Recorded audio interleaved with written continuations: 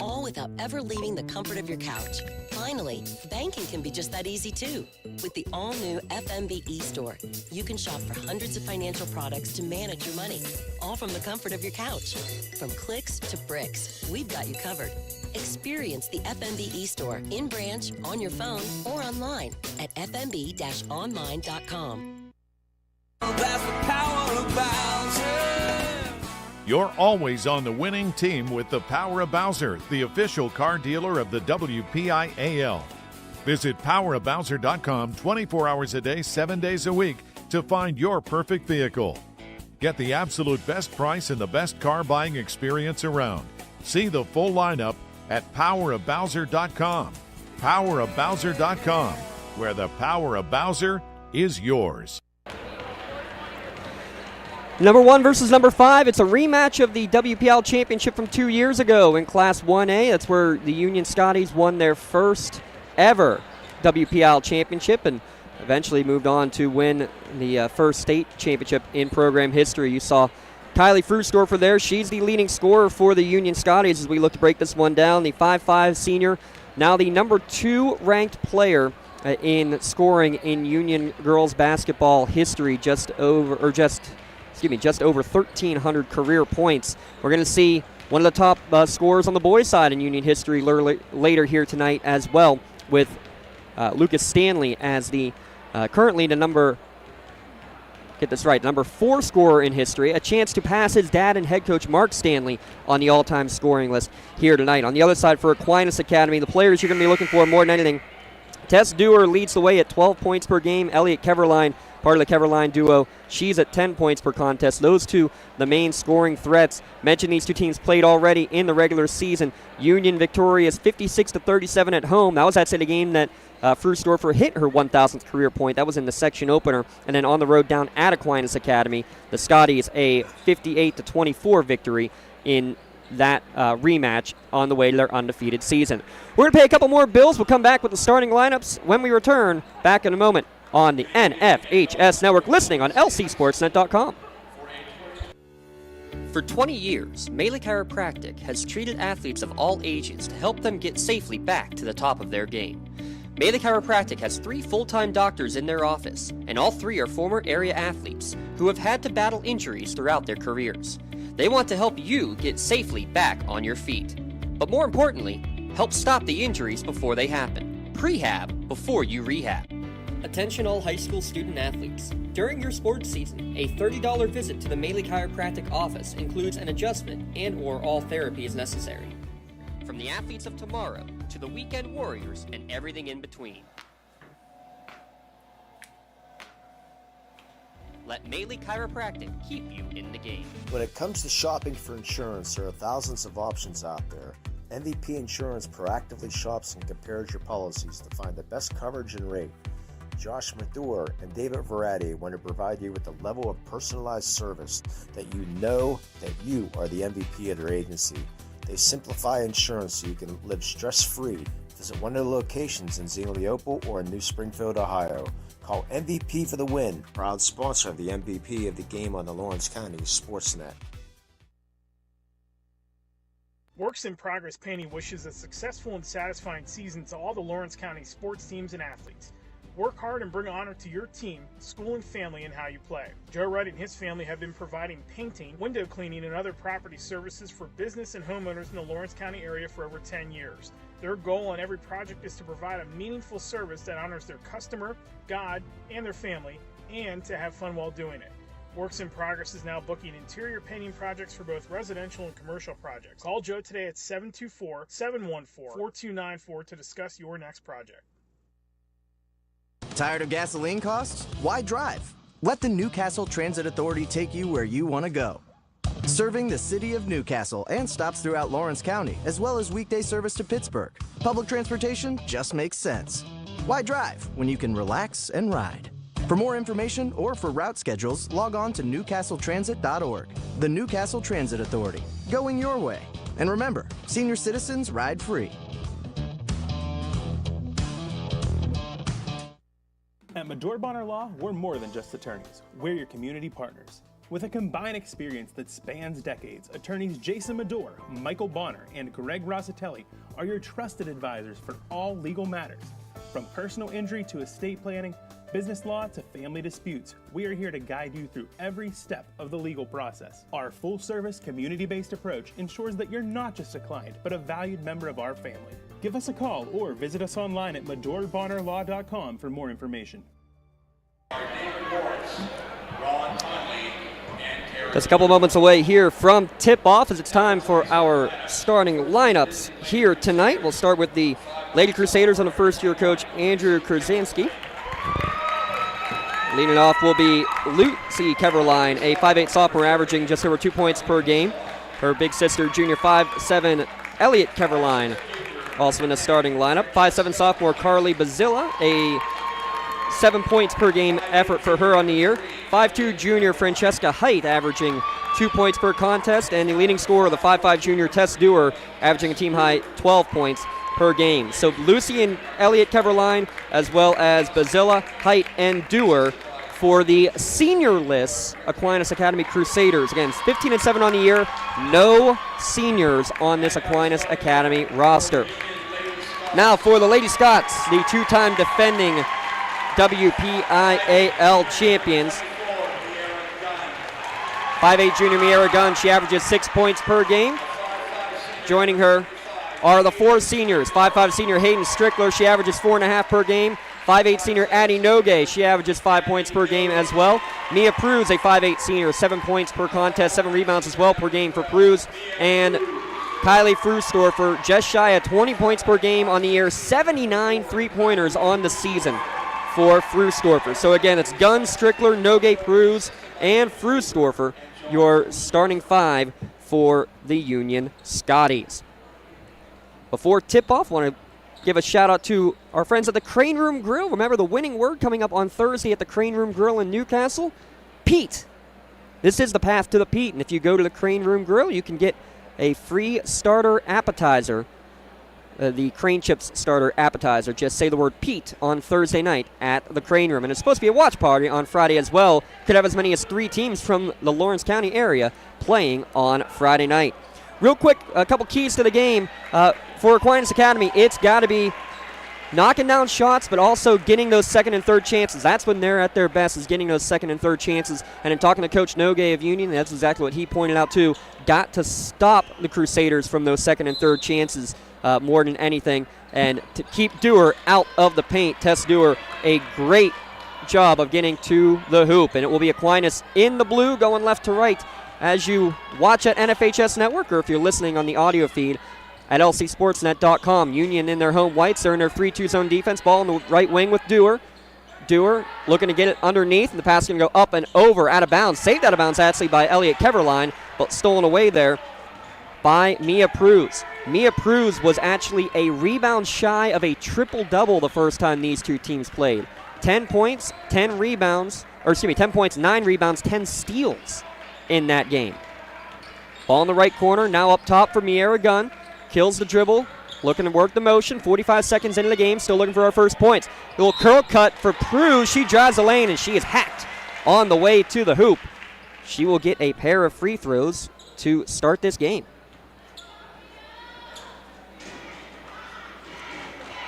Mia Pruz, the All-State softball player. Annie Nogue also on the All-State softball list.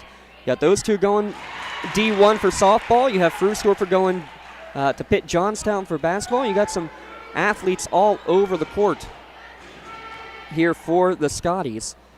Again, 4 seniors for Union, no seniors on the roster for Aquinas, as both free throws are good, an early 2-0 lead here for Union. Little 3-quarter court pressure. Tough time dealing with it. Carly Bazilla does finally get across the timeline, swings it over to Francesca Height. Height goes right wing. That's Keverline. Elliot Keverline gives it to Lucy in the corner. Those two play a 2-man game. Right back to Lucy. No good on the shot from Elliot on the second chance effort. Ball pinballs all around and finally is grabbed there by Miera Gunn.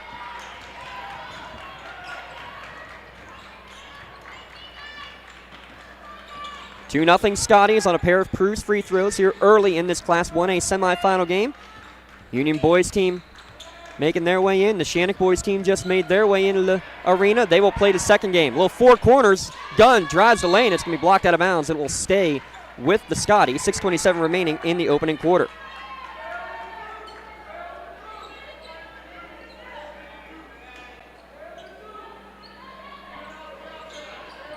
Gunn, who had one of her top performances on the year, 14 points in the opening round game. She swings it over to Nogue for three, and it's going to be off the mark, no good. Grabbing for the rebound. It's going to be grabbed by Dewar and Gunn at the same time. Possession will stay with the Scotties on the held ball. Give a shout out to Works in Progress Paint Services. Make sure you give them a call. Joe Wright for your paint services. Now booking interior painting projects for residential and commercial properties. Nogue to inbound. Gets it in the Gunn with 6:15 remaining in the first quarter.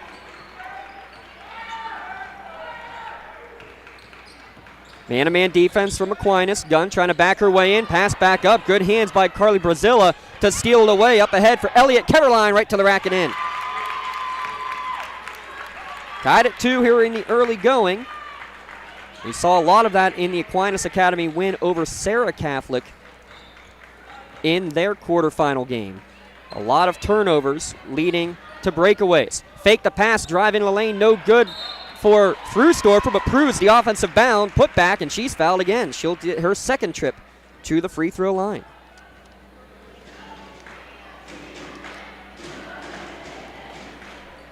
Mia Pruz just shy of 60% from the line on the year. Union as a team, 65%. Aquinas, 60%. Pruz now with all 3 points. She's 3 for 3 from the charity stripe here in the first 2 minutes and change. Second free throw off the mark. Mia, you can blame me for that one. Score remains 3-2.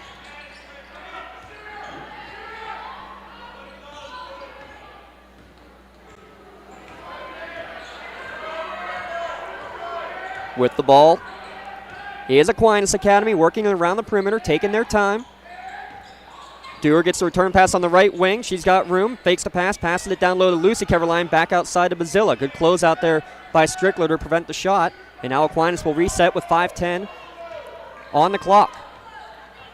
Here in the opening quarter, a 3-2 Union Scotties advantage. Dewar around to the corner, and I think we're going to get a moving screen. They may have gotten away with one earlier in the possession. No doubt this time, Elliott Keverline will get called for the foul and the turnover. They're not announcing them, and they're not putting them on the board, so we're going to have to do our best to keep track. But Elliott Keverline goes to the bench. It's the third team foul. I'm going to assume that that's probably her second. Again, they're not putting them on the board, and we are crossing the scorer's table. Lots of contact trying to go around a screen. Frustorfer went to the ground in front of the Aquinas bench and lost it out of bounds. Possession will go back over to the Crusaders.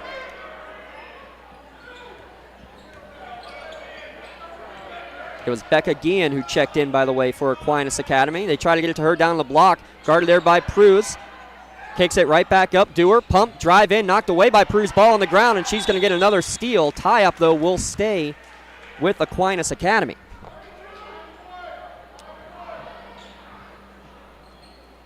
Mentioned the active hands of Mia Pruz. 10 steals the first time these two teams played. Bazilla hands it back up to Dewar, who will look to reset the offense. Tess Dewar was the leading scorer for Aquinas Academy in the championship game 2 years ago down at the Peterson Event Center. Holding the ball on the right wing is Francesca Height. Goes into the corner for Bazilla. Back up the Height, around the perimeter now to Dewar. Left corner, Guillen, those two play catch. Trying to drive in, nifty Euro step, can't get the shot to go though, and Gunn's going to get the rebound. Held ball officially will change the error, but it will still be Union possession. 4 minutes remaining here in the opening quarter. A 3-2 lead for Union. All 3 points coming from Mia Pruz at the free throw line. Scotty still looking for their first field goal. Right into the lane goes Frustorfer, got around Height and then got tripped up and went flying almost all the way into our cameraman down there. And we'll have to try to get foul confirmation here at the end of the first quarter because They're not putting anything up there. Looks like that one may have gone against Lucy Keverline. She now goes to the bench. That's the 4th team foul. Frusdorfer open on the inbounds for 3. That is three-pointer number 250 of her career as you check it out on our LCAP instant replay. Foul at the other end. Beautiful inbound play makes it a 6-2 lead. That foul went against Noge. For her first, team's first. Midway through quarter number 1 here in the Class 1A girls basketball semifinals. Glad you're listening here at lcsportsnet.com, watching on the NFHS network.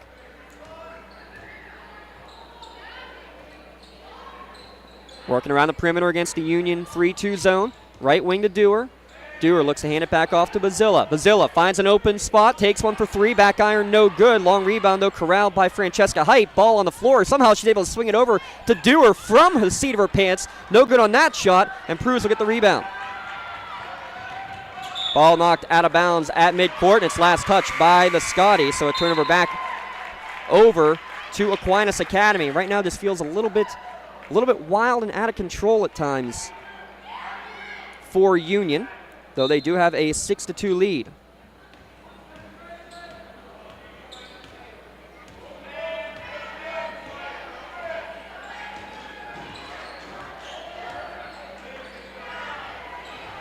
Not on the same page. Ball's going to be stolen away, and again, another held ball. Quick whistle. And going down hard on the ground as getting tied up was Bazilla after she lost possession. It will stay with Aquinas Academy.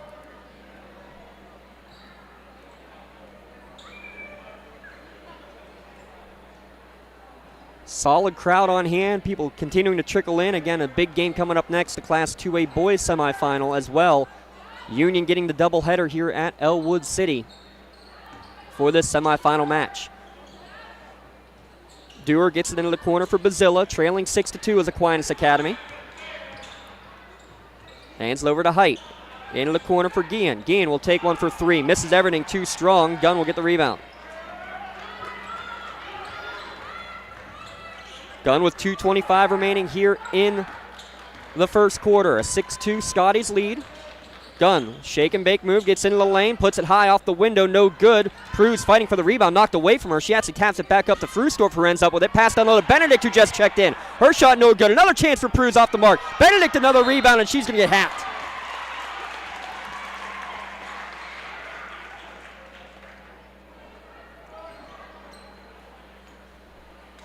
Fifth team foul. Again, they're facing the other way. They're not putting it on the scoreboard. I apologize, folks. I can't do much here. Olivia Benedict at the line makes her first. She's a 74% free throw shooter, is the 5'10 Benedict. Makes the score 7-2. Kay Chuffo, who had just checked in, she checks back out. We see Katie Tarquinio in the game. So 9 Crusaders in the game here in the opening quarter as Benedict makes both of her freebies.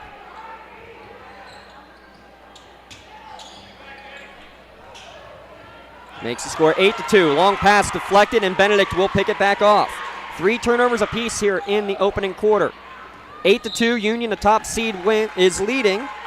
And Tess Dewar just got a hand check near midcourt, and that's going to send Pruse to the foul line. This is going to be foul shot number 5 and 6 of the quarter just for Pruse, number 7 and 8 for the Scotties as a whole.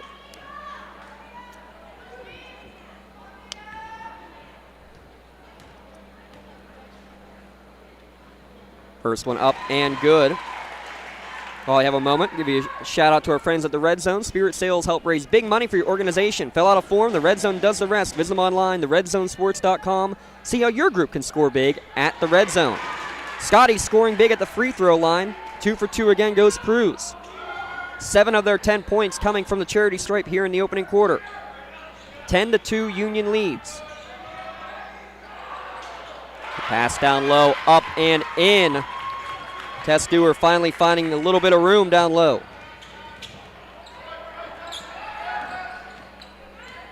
(10-4), 90 seconds remaining in quarter number 1. Frusdorfer pass down low to Pruse. She'll back it back up. Now drives in against Tarquinio. Her little scoop shot, no good. Gets her own rebound again. Good poke away, but she gets on the line. There does Tess Dewar. She was able to knock it away momentarily. Pruz, I got for 4 offensive rebounds already, though, here in this first quarter.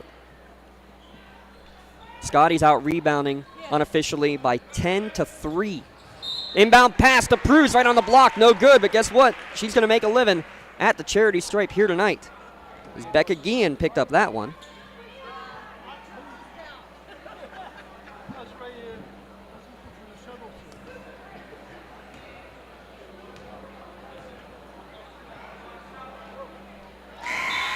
Pruz keeps putting them home. And that was one of the things that Coach Nogue had to say. Could be a point of contention at times. They've had a couple of games where the free throws not great. Certainly looking good here in the early going. Pruz, 7 of 8 from the line here in quarter number 1. Makes it a 12-4 Union lead with a minute to play in the first frame. Bazzillo dribbling with the ball, joined out there by Height, Dewar, Trufo, and Tarquinio. Height to Bazzillo on the left wing. Bazzillo now dribbles back around. Dribbling between the circles over to Dewar on the left wing. Down to 45 seconds remaining here in quarter number 1. Scotties faithful imploring their Lady Scots on. Aquinas seems to be content to slow this game down. Now with 30 seconds left, set up a new play. Bazzillo playing catch with Dewar. Dewar back over now to Height. Height, right wing. Dribbles back over to the left wing. Down to 20 seconds remaining. Dewar will bring it back out. Gets the call from Coach Krasansky on the bench. Down to 12. Down to 10 as she dribbles on the Elwood City logo. Now down to 8 seconds. She gets the return pass. Gives it over to Height. Height, right wing for Dewar for 3. It's good. Finally got the opening that they needed. Dewar able to knock down the 3 on the right wing to end quarter number 1. 12-7 Union is in the lead. Back in a moment on the NFHS Network. GEM building contractors and developers have a proven record of performance on any size project. They bring value, local craftsmanship, expert management to meet any challenge. From design construction, from inspection to budget estimation, GEM Builder has been building our community for 70 years. When it comes to protecting those you love, the businesses you've built, or the things you've earned, you need someone you can trust. Who better to protect your interests than a local insurance agent? Pontius Insurance is a team of local agents helping local residents in Lawrence County and surrounding areas, specializing in auto, home, business, and life insurance. Come see Dan Pontius, Jessica Dix, and Tracy Giddings, and the rest of the team at Pontius Insurance, and receive the personalized service you deserve. Does your blueprint not match the vision of your building project? Not with Creative Edge Architecture. From concept to creation, Jeff Measle will help tackle the complex problems, creating design solutions and construction experience. Creative Edge gives you the edge design and construction meet. Class 1A WPIAL semifinals. The top seed Union leads 12-7 at the end of the first quarter. Tess Dewar a big 3 to end the quarter. But it's the scoring big at the free throw line. 9 of 10 from the charity stripe was Union in that opening quarter. And foul trouble is going to become an issue for Aquinas. They committed 7 fouls in that opening quarter. We're still working to determine exactly who got them all. How about another 3 for Frustorfer? She's now got 6 points. Lead back up to 8. Right wing, Bazzillo the trailer. Good closeout by Frustorfer. Extra pass to Dewar. Top of the key 3. Short on her shot. Rebound, though, for Tarquinio. Extra possession for the Crusaders.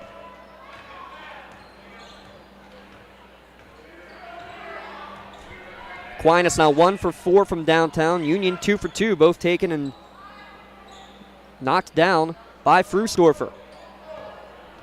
15-7, early second quarter in this WPIAL semifinal for Class 1A. Elliott Keverline pumps onto 3, drives baseline, no good on the shot, but the ball knocked out of bounds on the rebound, last touched by Union.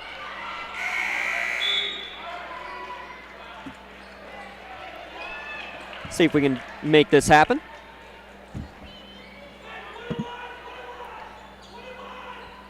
Inbounding is Tarquinio underneath her own hoop, able to get it inbounded there to Bazilla. Bazilla now dribbling back on the Elwood City logo against the Union 3-2. Maggie Joseph in for the first time defensively now for the Scotties with 6:45 remaining in the first half. Tarquinio will turn pass over to Bazilla. Just working the perimeter game right now, not able to get much inside is Aquinas Academy. Dewar will now set it up again. Bazilla, step back. Good closeout by Joseph to prevent the shot, and driving baseline and getting tripped up and just losing it out of bounds was Keverline asking for a foul. I may agree with that, but officials just say turnover. 4th turnover of the game for Aquinas Academy. Story of the game, Eric Thomas. Union 9 of 10 from the charity stripe in the first quarter. No free throws attempted for Aquinas. They got to make them count. We've talked the last couple of nights about how tight these playoff games are called. And somebody has to take advantage of it. So if you get the opportunity to do so, you just have to take it. It's the way it goes. Somewhere along the line, maybe it'll even out. But these games are called super tight. Aquinas probably had to come into this game thinking they were going to have to play more aggressive this third time, because the first 2 times they did not shoot the ball well, and they were blown out of the gym both times. Maggie Joseph, 3-pointer, no good. She got her own rebound, but then it was stolen away, and Keverline gets her second bucket. Elliott Keverline, both on the steal and drive the distance. Cruz tries to drive her way in, and it's going to be a tie-up on the floor. Good job holding her ground down there. Were a couple of Crusaders defensively. Lucy Keverline in amongst them. I think the other key in this game, James, and you may have talked about it, but the offensive rebounding for Aquinas, 14, almost 15 a game per game this season. So that's key to keep them off the glass. They don't shoot the ball particularly well. I mean, they're a good 2-point shooting team, but when you take them outside of the perimeter, they really don't make a lot of threes. In fact, they've only hit 19% their last 4 games, or their last, since January 21st, they've only hit 19% from 3-point territory, and it's even worse the last 4, 13 of 86. So if you can keep them out and force lower percentage shots and make sure they don't crash the glass, Union's going to have success here tonight. Yeah, 24% shooting for the entire year, but to your point, it's been a tough time the entire way and a tough time driving baseline, but Olivia Benedict is going to pick up the personal foul. Can we take a look at the bracket maybe real quick? We'll get that maybe at the next whistle just to have it ready for you from our producer, Mr. Matt Flannery, as we'll take a look at the path to the Pete, both teams with opening round byes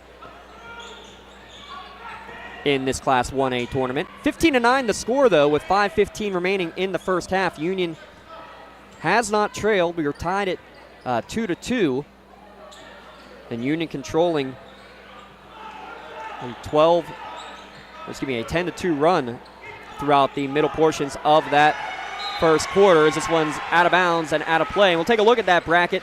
Talk about this Union team and what they did defeating Bishop Canevin. They trailed at the half, Eric Thomas, but all they did is pitch a shutout in the second half. Football, okay, cool, but basketball? Yeah, that was actually maybe the most impressive thing that this team has done all season long. And it's that championship mentality. There's enough holdover from what they've done the last couple of years that they understand what it takes to win these type of games, and this team just continues to roll.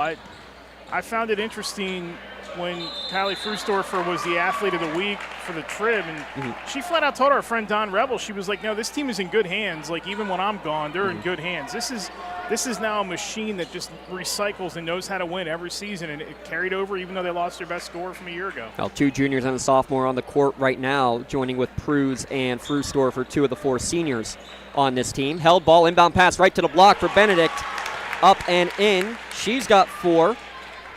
Makes the score 17-9 with 4:30 remaining in the first half. You just wonder if this is going to stay at a slower pace. Is there an Aquinas run somewhere in the middle? And when are they going to start taking the opportunity to make that run? And maybe it's right here. That's right there. Tess Dewar doing it all. Went around 3 Union defenders as you're watching on NFHS with the LCAP instant replay. She's got 7. Screen and roll. Good hands to deflect the pass away, though, as Benedict was open on the block, but good hands to steal it by Dewar. Her pass down low, though, is going to go through the hands of a teammate and out of bounds right back to the Union Scotties. Yeah, slowed it down there, too, at the very tail end, and Frustorfer stayed up top to defend. That allowed the defense to catch up, and Kylie just stuck her hands up trying to deflect the pass, but all that defense got back in the paint. The traffic picked up, bad pass, and here we go with 4 minutes to go. It's a 6-point game. I just wonder, if you're going to keep it low scoring, and that's probably what Aquinas has to do, at what point do you just say now is it? We have to go make the run now. We have to put the pressure on this Union team to score. You got to pick and choose your battles here. This team's been so good in the second half that if Aquinas waits too late, they may run out of opportunities. So just to kind of recap here, if you're just joining us, we're in the midway point of the second quarter. Please recap. Thank you. Absolutely. So Mia Pruz, 7 for 8 from the free throw line in the first quarter. The Scotties, 9 of 10 from the line at the first quarter. They led 12-7 after 1. Pruz with those 7 points. Frustorfer with a pair of threes for 6. Benedict with 4 off the bench for Union. Dewar with 7. Elliott Keverline with 4 for the Aquinas Academy scoring. And how big is for Frustorfer? She didn't have a three-pointer in that opening round game. That's only the 6th time in the last 3 years that she has gone a game without a three-pointer. And we're going to have a whistle, and going on the back on the rebound attempt was Benedict. She just picked up her second foul with 3:47 remaining here in the first half. Going to get that call every time against her if she's going to be boxed out by the 5'5" Tess Dewar. She kind of drew Benedict into the conversation there as far as a foul goes. That was a smart play by Dewar. Pass down low, running into a white wall down on the block was it's number 30, Bazilla, who kind of got sandwiched. Ball out of bounds, the last touch by Union. Now they're finally able to get Benedict out with those 2 fouls. Starting 5 back out on the floor now for the Scotties, leading 17-11, 3.5 minutes remaining in the first half. Both Concy games start at 7, the other semifinal at 7, so we won't know too much about those games and who's going to be seated where, but we will know what one half of the equation is coming up at the Pete on Friday. Yeah, single game for that 2-3 matchup. That's also a section rematch between Geibel Catholic and Clairton. 2 of the top scorers in the WPIAL, regardless of classification in that game. Pass across the lane, picked off by Miera Gunn. She finds the trailer, and it's a good one. Frustorfer, though, misses everything short, no good. Rebound by Pruz, and she threw it off of Aquinas and out of bounds to keep possession with the Scotties. How about that? That is now 6 rebounds, 5 on the offensive glass in the game for Mia Pruz alone. Yeah, that's a key right there. Again, the offensive glass. Don't let this Aquinas team, which is pretty good at shooting the twos and the higher percentage shots, don't let them get multiple looks inside. Just make sure you're crashing that glass. Nogue for 3. Hits the rim 2 or 3 times, but did not find its way down. Rebound coming out for Aquinas, down to 2:45 remaining in the first half. A 6-point game. Union leading 17-11. It's like Aquinas' strategy here is to kind of let Union try to punch itself out. I don't necessarily know I agree with that.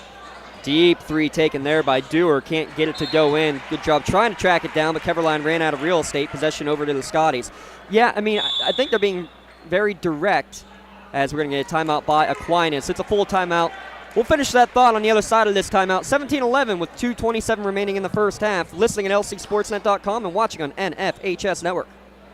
At Medore Bonner Law, we're more than just attorneys. We're your community partners. With a combined experience that spans decades, attorneys Jason Medore, Michael Bonner, and Greg Rossitelli are your trusted advisors for all legal matters. From personal injury to estate planning, business law to family disputes, we are here to guide you through every step of the legal process. Our full-service, community-based approach ensures that you're not just a client, but a valued member of our family. Give us a call or visit us online at medorebonnerlaw.com for more information. Don't get left out to dry. Call the Penn Ohio Bottled Water Company for the fastest and most efficient bottled water delivery service in the area. Penn Ohio offers bottled water ranging from 16.9-ounce bottles to 5-gallon jugs, perfect for your next event or office water cooler system. Also, don't forget to ask about their custom labeling options. Visit PennOhioBottledWater.com for more information and to get a quote on their delivery services. Whether it's at home, in the office, or on the sidelines, Penn Ohio has you covered. 2:27 remaining here in the first half. Union leading 17-11. Again, the winner will take on either Geibel Catholic or Clairton. The champions, when you look at the state playoffs, so 6 teams, the top 6 teams will make it into the post-season for the state playoffs, that is. The top 2 teams will each play District 6 teams. Third place team will also host a game against District 5. The 4th, 5th, and 6th place team out of the WPIAL will have to travel for their opening round games. Well, we know Union's going to be in that top 4. Just a matter of who they get matched up with the rest of the way. Nice steal, but the coast to coast is rejected as Pruz comes from behind. Mia Pruz having herself a game early. No field goals, but hitting at the line, getting the rebounds, and hustling back to knock that pass away or knock the shot away. Nice. Great recovery defense. That's a couple times now that I've seen Union get back the floor quick. And then a turnover on the inbounds pass. Frusdorfer looking for a gun, but a little bit out of her reach. It was a 2-on-1, and Kylie can't believe she left it up. You know, James, I don't think it's necessarily tough. If you think about it, it really isn't tough to beat a team 3 times, because what really are they changing between – the change is going to come between game 1 and 2. Yeah. Not really going to come between game 1 and 3. They may do some things differently, like slow it down a little bit or maybe play a little bit more deliberate offense in game 3. But if you honestly think about it, it really isn't tough to beat a team 3 times. You know them all too well. And what I'm seeing here in this game, having honestly not seen other than highlights of the first 2 games, is I am seeing a much more deliberate pace by Aquinas, but I'm seeing really good defense by Union. So on one end, if Aquinas is going to say, okay, we're going to slow this down and we're going to force you into bad shots and force you into turnovers, but we're going to play at low scoring on our end, the Union defense is reacting to that pretty well here so far. No one has allowed fewer points in the WPIAL this year than Union. Just 27 points allowed per contest. And again, had a shutout of Bishop Canevin in quarters 3 and 4 in that 38-16 first-round victory. Dewar trying to do it all herself. Gets around 3 defenders. Finally a stop. Kicks it back out. We have a whistle, and the shot is in. But Pruz draws the charge. As you check it out on your instant replay, saw it coming, right in the right spot. No doubt about it, going the other way. Yeah, there's no question that was the right call. There was a couple in that sequence there. Probably could have been a travel in there too early in that possession. Visit MadureBonnerLaw.com, a community firm with a personal connection and individualized service. 8 turnovers for both teams now as this pass is stolen away by Dewar. She drives the length of the floor and still going to get an and 1. And Addie Nogue, I believe, just picked up her second with exactly 1 minute to play in the first half. 17-13 the score. Dewar with a game-high 9.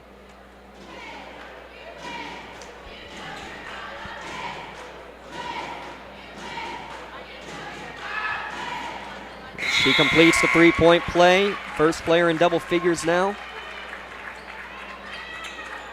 As Lucy Keverline goes to the bench. It's a 3-point Union lead.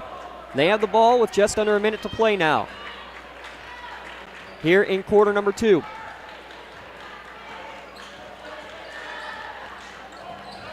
Pass to the corner. Nogue open for 3. Kind of slipped out of her hand. No good. Pruz again fighting for the rebound. Out of bounds and went off the legs of Tarquinio last.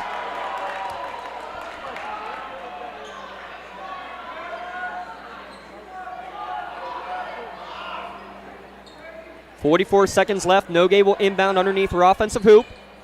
Frusdorfer in the corner. Being guarded closely there by Bazilla. After 18 fouls against Aquinas in the first quarter, just 1 in the second. Union 1 in the first, 4 in the second. So it all evens out in the end. Skip pass to the right wing. Nogue will try another one. Back iron no good. 0 for 4 from downtown. And this rebound is going to be grabbed there by Dewar, and then a foul 90 feet from the basket against Pruz is going to send the length of the court the best free throw shooter on this Aquinas team. And that's the second on Mia Pruz. We'll just have to do the halftime adjustment thing again if you're Rob Nogue. We know he will.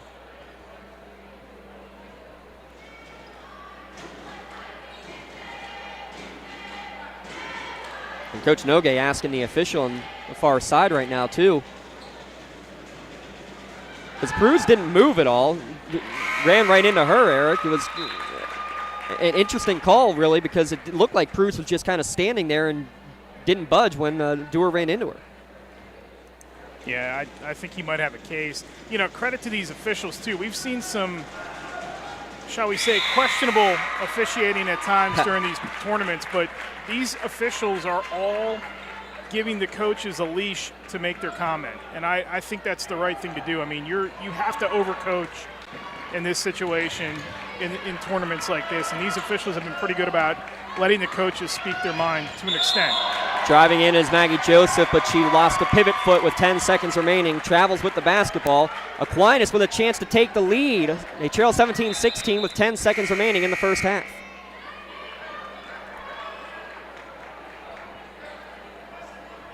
They'll get Becca Guillen back in for this last possession as well. Inbounds to Dewar. 8 on the clock as she crosses the timeline. Gets a screen on the right wing. Thought about a 3. Now pulls it back with 2 seconds left. Gets to the foul line. Little runner out of nowhere. Can't get it to go. And that's how the first half comes to an end. A good second for Aquinas. They cut the 5-point deficit down to 1.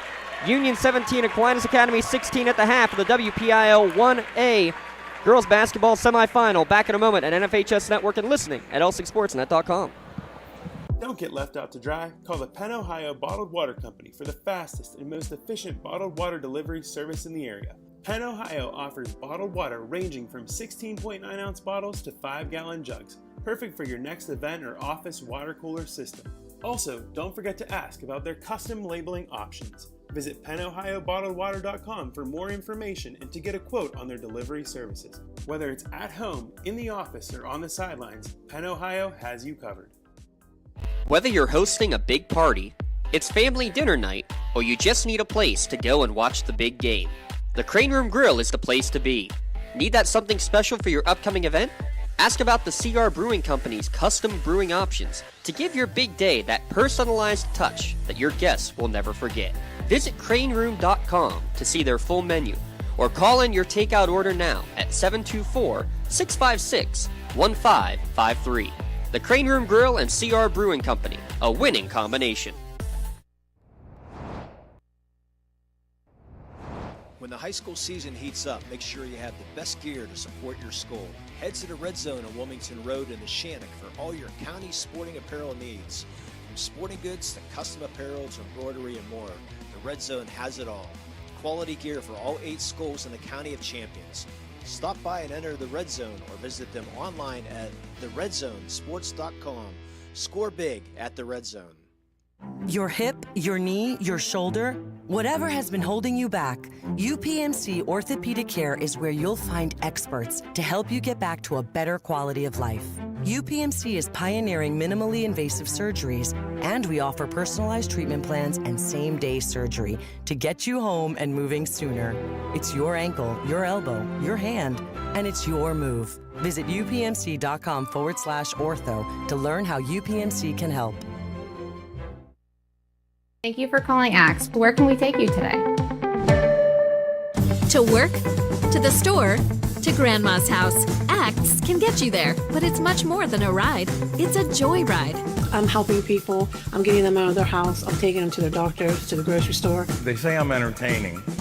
Okay, we laugh, we joke, we sing, we tell stories. They're like family to us.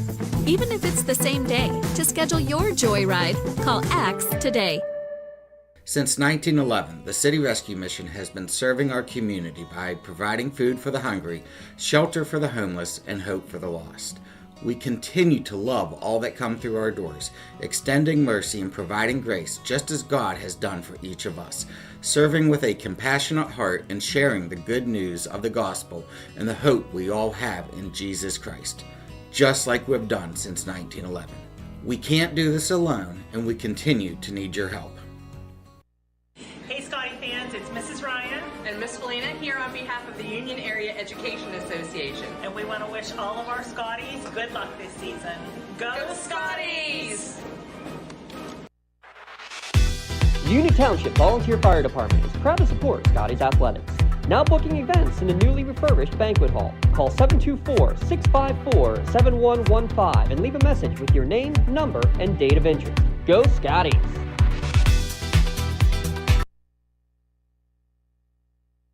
When it comes to shopping for insurance, there are thousands of options out there. MVP Insurance proactively shops and compares your policies to find the best coverage and rate. Josh Mathur and David Verratti want to provide you with the level of personalized service that you know that you are the MVP of their agency. They simplify insurance so you can live stress-free.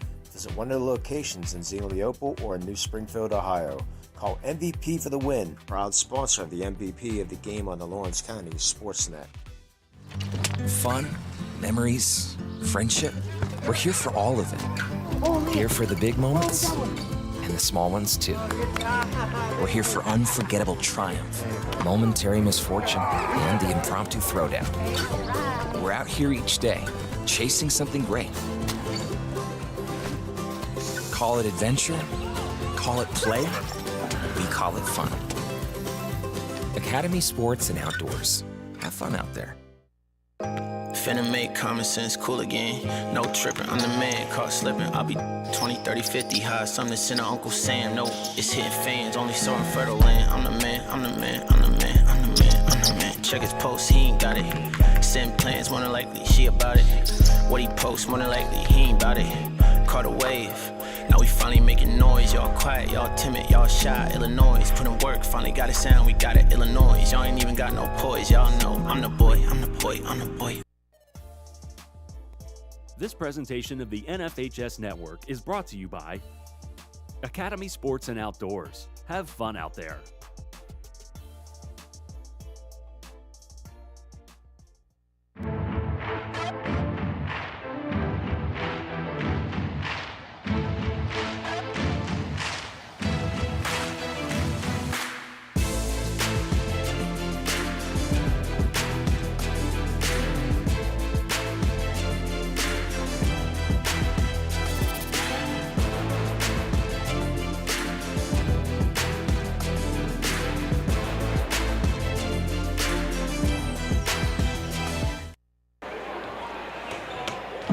Today's broadcast is brought to you in part by UPMC Orthopedic Care. They're Lawrence and Mercer County's local choice for sports medicine services. You can schedule an appointment at any of the 4 Lawrence County locations or anywhere around the Pittsburgh area by calling 724-983-7000.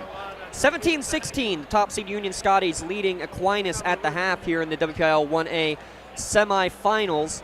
17-16 the score. Union led by 5 after 1. Aquinas able to chip away down to this 1-point deficit. Let's get right into our first half scoring recap. For Union, Mia Pruz, all 7 points in the first quarter and all coming from the free throw line. She was 7 of 8 from the free throw line for those 7 points. She has 3 fouls, though, kept picking up that last foul with just 20 seconds remaining in the first half. Kylie Frustorfer, 2 for 3 from downtown for 6 points in the extent of her scoring, and Olivia Benedict with 4 points off of the bench. She also has 2 fouls in terms of the foul trouble issue. So 7 for Prue, 6 for Frustorfer, and 4 for Benedict at the half. On the other side, Tess Dewar leads all scorers for Aquinas with 12 points, 2 twos, a 3, and she's 3 of 3 from the free throw line. The other 4 points all coming from Elliott Keverline, and both in the same fashion with a scoop and score. But she is also playing with 3 fouls in terms of the foul trouble. Sister Lucy and Becca Guillen each with 2 fouls in terms of the Aquinas Academy foul trouble. Rebounding edge big time in favor of Union, Eric, which is exactly what Coach Nogue was talking about.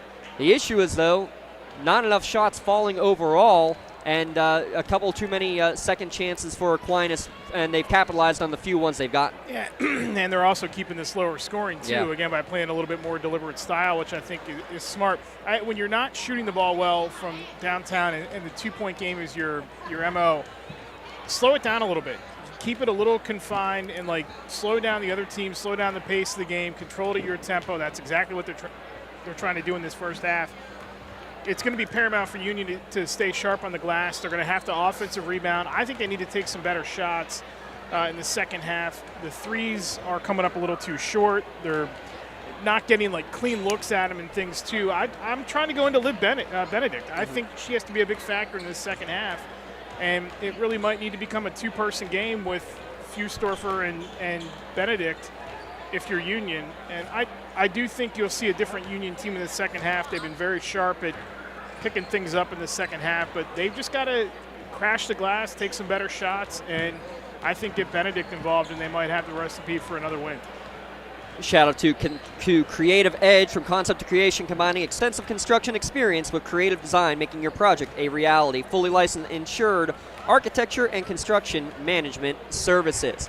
I think you've hit the nail on the head there, Eric, in terms of those keys for Union. On the other side, for Aquinas, my main thoughts would be kind of similar.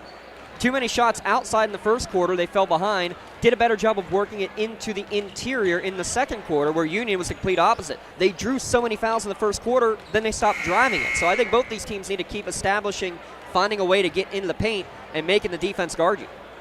Yeah, I think you're onto something there. That's for sure the key. And, how much does Union really change their approach to games? I mean, maybe they've adjusted, or they adjusted more in the second half the other night against Bishop Canevin than any other game. But they typically, at least what I've seen, and, you're around them a little bit more than I am, but they don't seem to really just stray from what works. They have a system, they put it in place, and it works. They don't necessarily go away from that. They kind of know that at some point during a game that it's just going to click, and that's going to be that.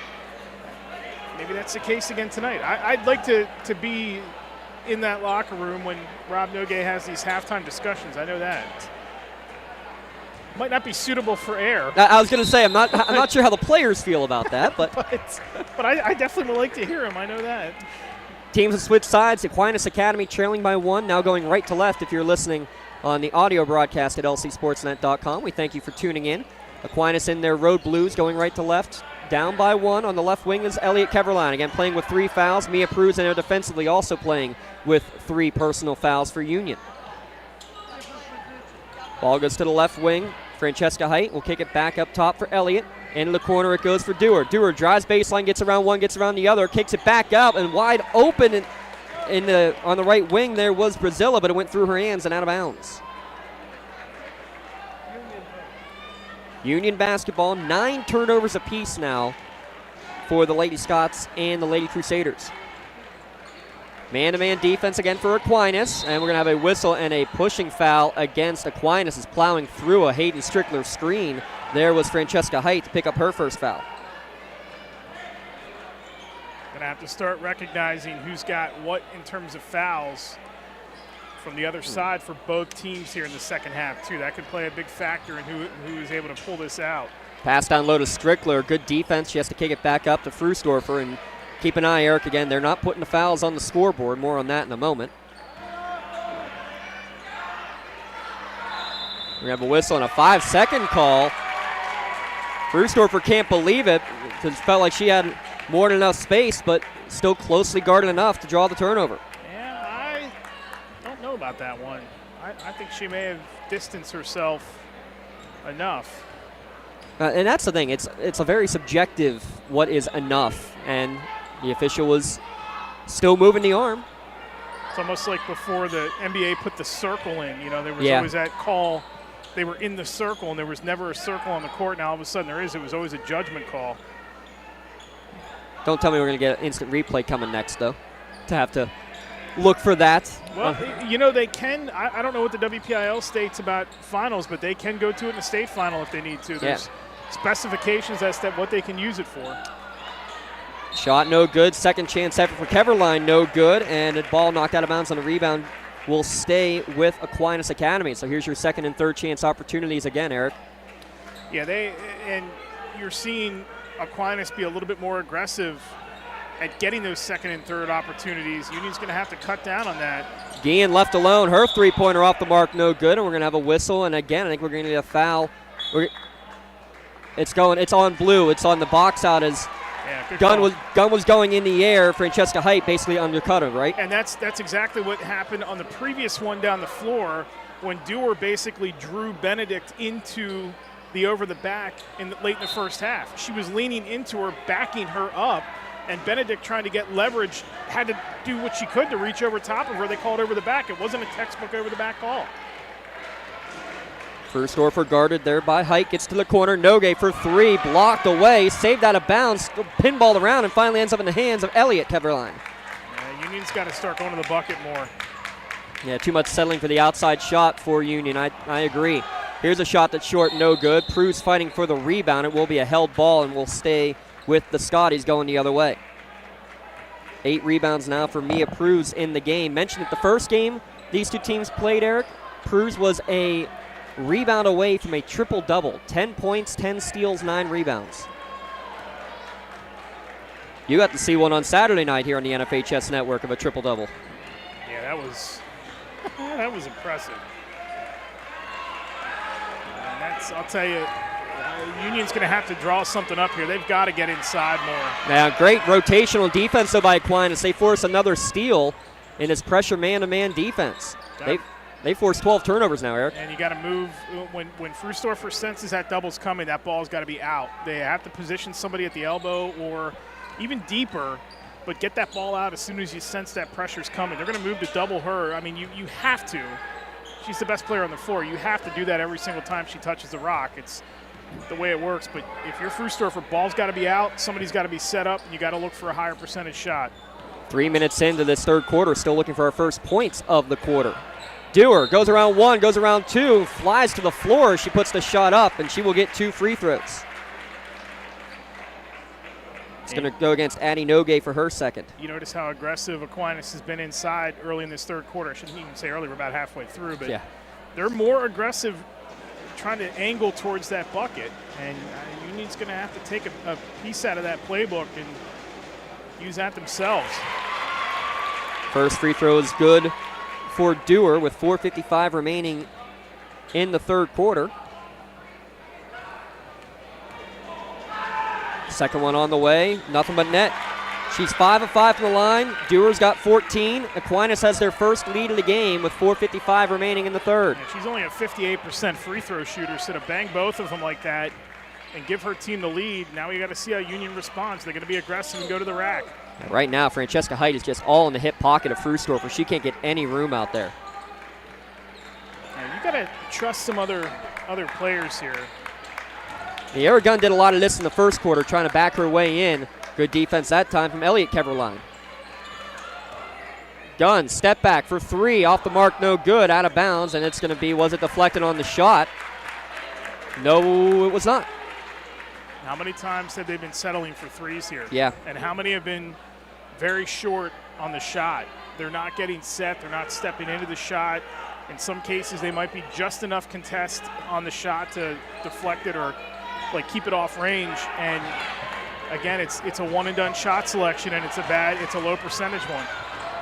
Ball deflected back into the backcourt, so no over and back. A little extra pressure, I think that's also got to be key for this Union defense.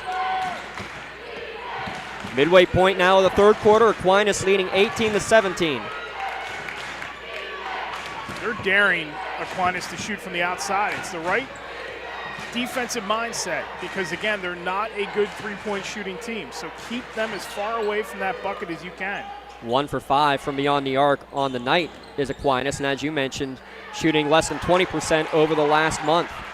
Rebound there from Gunn on the air biscuit. Get the ball down the court, get inside. There you go. Cruz trying to back her way in. Good height advantage against Brazilla, but great defense there by Brazilla to keep her out of the lane. Nogue gets it back up to Frustorfer with 3:20 remaining in the third quarter. Behind the back dribble, top of the key. She gets into the lane. She gets tripped up on the way to the hoop, and she's going to get a pair of free throws now. See, they're going to respect her ability to shoot outside. Yeah. And you've watched her score 50 points in a game. Like, you have to respect this young lady's ability to shoot outside because she will just tear you apart if you give her those open looks. So they have to defend her out at the perimeter. But what I think Kylie's best offensive ability is just what you saw there.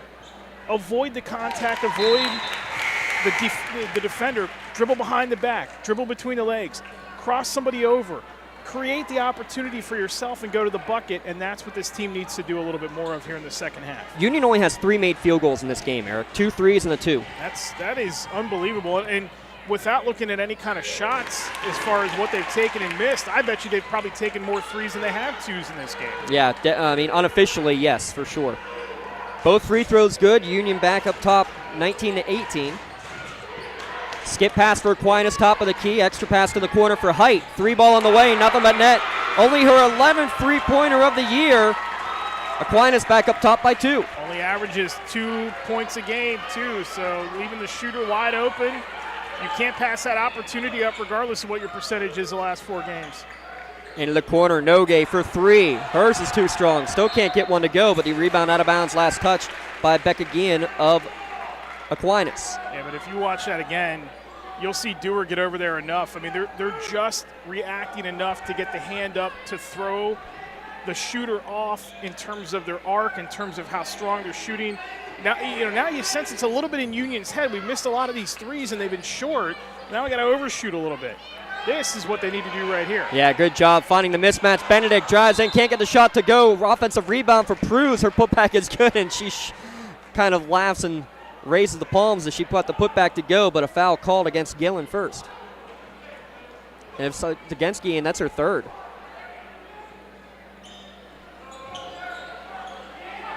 Definitely the team's third of the third quarter. What do you think? Yeah, that I will say is good. So the normal clock operator at Elwood City not here tonight. More on that in a second as the ball goes through Gunn's legs and is intercepted. Transition three for Dewar off the mark. Put back, no good. Benedict will draw or get the foul though and send Gillen to the line. They're going to call that every time. If you from the back side of the shooter come up and contest from the back, they're going to call that every time. That's not a bad foul on Benedict. I mean, you force him to go to the line. Surprisingly enough, this team only shoots 58% from the line anyway. They're making them tonight now, 6 of 6 as a team. But that's the issue, is that they're making them tonight, but that's not a terrible foul. I mean, what are you supposed to do at that point? You're trying your best to block it.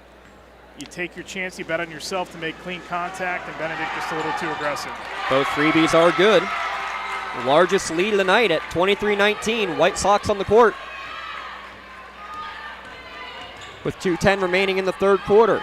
The last time Union trailed this much this late in the game.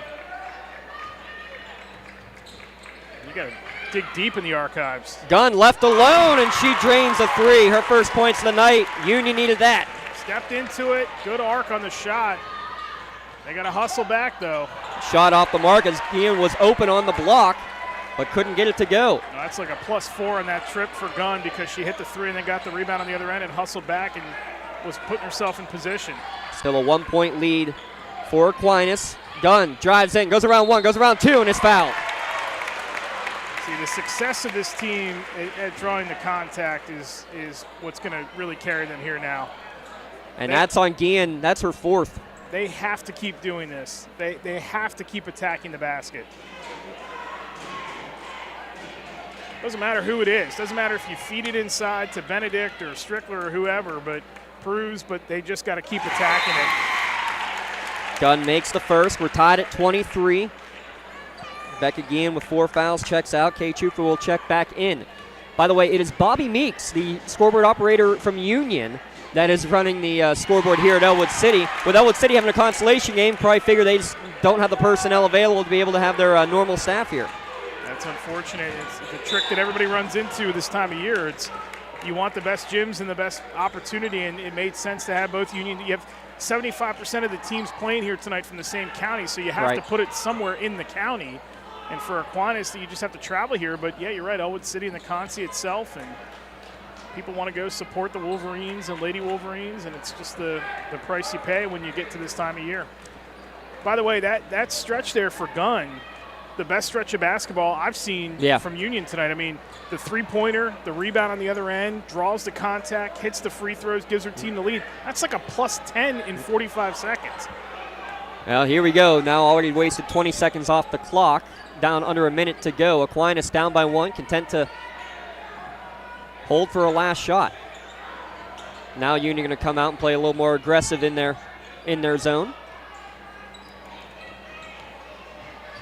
Skipping it around the perimeter, down to 40 seconds remaining. Back to Dewar between the circles. Gives it over to Elliott Keverline. Elliott trying to drive. Stopped there by Gunn. Takes it back up to Dewar. We're down to 30 seconds remaining. Height drives in, dishes it back out to Elliott. Elliott, baseline drive. Her shot no good, but going to get fouled by Benedict. And her face says it all. She can't believe it. Other ones, no doubt. That one a little bit more in question, and she looked like she was straight up. That's her fourth. They gamble and leave her out there. You get the break here in 22 seconds, so you hope she doesn't pick up another one, but I guess you got to gamble. Keverline makes her first. But that's why this team is so successful, because Rob Nogate trusts his players. I mean, you're leaving a player with 4 fouls out there with 8 minutes and 22 seconds left. No good on the second. We remain tied at 24 as Maggie Joseph got the rebound. Out in front, they find Gunn, coast to coast and in. That's the transition you're looking for, Eric. Absolutely, and the right player at the right time, the hottest one on the floor right now. Low runner the other way, no good. Ball bounces around. Joseph gets the rebound with 3 seconds left, able to get it up to Frustorfer at the buzzer from half court. Is off the mark, wouldn't have counted anyway. We've played 3 quarters of basketball here at Elwood City High School. 26-24, Union leads Aquinas in the WPIAL 1A semifinals here on the NFHS Network. Your hip, your knee, your shoulder, whatever has been holding you back, UPMC Orthopedic Care is where you'll find experts to help you get back to a better quality of life. UPMC is pioneering minimally invasive surgeries, and we offer personalized treatment plans and same-day surgery to get you home and moving sooner. It's your ankle, your elbow, your hand, and it's your move. Visit upmc.com/ortho to learn how UPMC can help.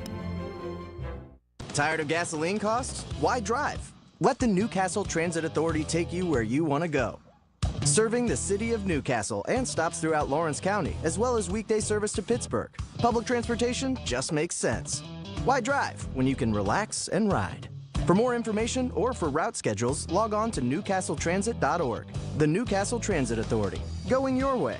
And remember, senior citizens ride free.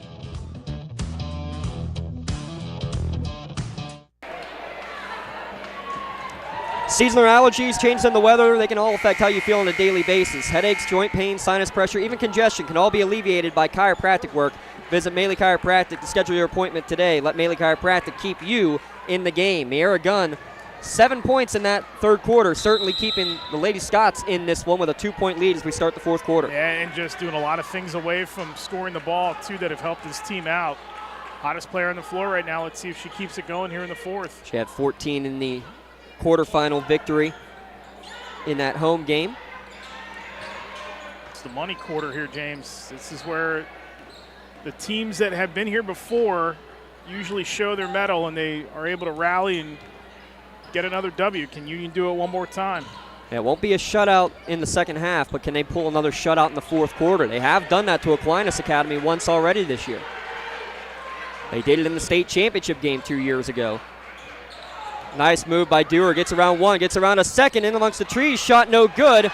Rebound for Maggie Joseph. Oh, great job by Joseph. Almost lost the ball, but turned away from the defender to save the possession. Frustorfer now dribbling on the right wing. Up by 2, 7 minutes remaining. She goes into the lane, lost it. Still fighting for it, ends up in Benedict's hands. Out to Gunn, deep 3 on the way. Rattles in and out, no good. That was down and back out. Seen a little spark in the step of Union, though, that you weren't seeing in that second quarter or the early stages of the third. That's a good sign. Yeah, this place is ready to erupt with that one, had it gone in. Scotties faithful and a lot still filing in for the 8 o'clock game between Neshannock and Union, imploring their Scotties defense to get loud. Skip pass to the right wing, trying to drive Bazilla, nowhere to go. Back around the perimeter, Dewar on the left wing. Good denial. Benedict pushing out in the paint. Tarquino, too. Deep 3, no good. Pruz gets the rebound off of the Dewar miss, and then she hits the deck hard, does Pruz. A lot of good things defensively that time for Union in that trip by Aquinas there. You saw the reaction on the skip pass, and then Benedict just doing enough to sort of bump Katie Tarquino out of the paint there. That wasn't an option. They looked at her initially, and Benedict just said, nope, off the block. No option here. Bad series for Aquinas. And again, she's playing with 4 fouls there, Eric, and she's doing a good job of playing smart so far here, the junior. Screen and roll. They get it to Benedict. Skip pass over to Pruz. Extra one to the corner. Nogue for 3. Finally! Missed her first 6. Shooters keep shooting, Eric. They do, and that's set up by the screen with Benedict, too. So, again, you're seeing a player, and there's Gunn again. Gunn with the steal in the backcourt, able to steal away, gets it to Nogue, and then Coach Nogue is going to call a 30-second timeout with 5:41 remaining. Again, a little bit of life here from the Lady Scots. Yeah, good series that time. You go back to that made basket by Nogue, and they start that possession off with a nice screen by Benedict out top. They get the ball over to the corner, good ball movement. They react to Gunn, who catches it. Quick pass into the corner. Open shot by Nogue. You're going to hit that at the right time. You're right, shooters keep on shooting. Visit PontiusInsurance.com to request a free quote for your auto, home, business, or life insurance. Remember, you get the best rates and customer service by calling a local agent at Pontius Insurance.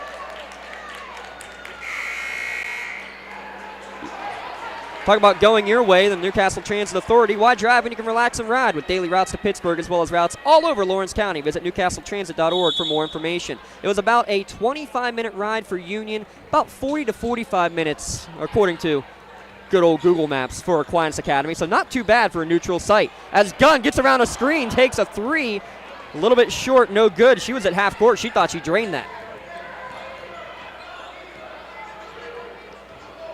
Aquinas is going to try to slow this down again.